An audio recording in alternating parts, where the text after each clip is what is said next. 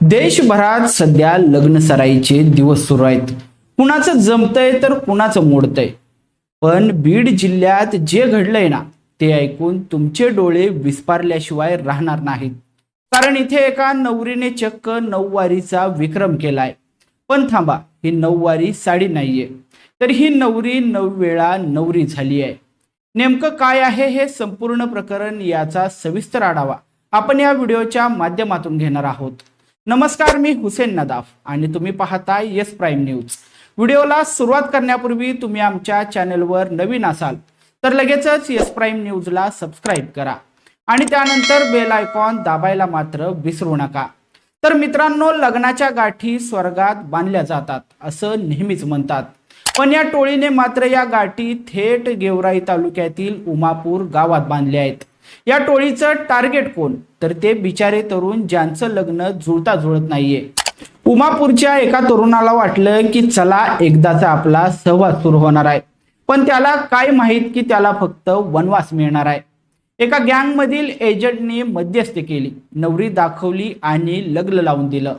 तरुणाने आनंदाने अंगावर अक्षता टाकून घेतल्या, पण काही दिवसातच कळलं की ज्या नवरीला तो गृहलक्ष्मी समजत होता ती तर लुटालूट लक्ष्मी निघाली।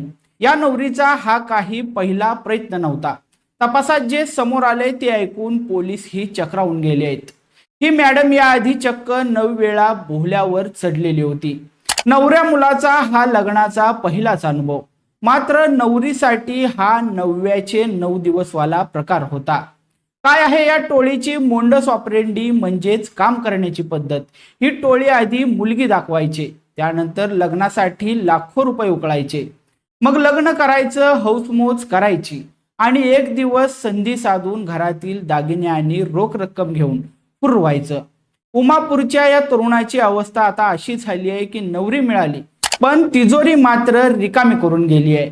बिचाराने आता पोलीस स्टेशन गाठले आणि मला न्याय द्या अशी मागणी केली आहे।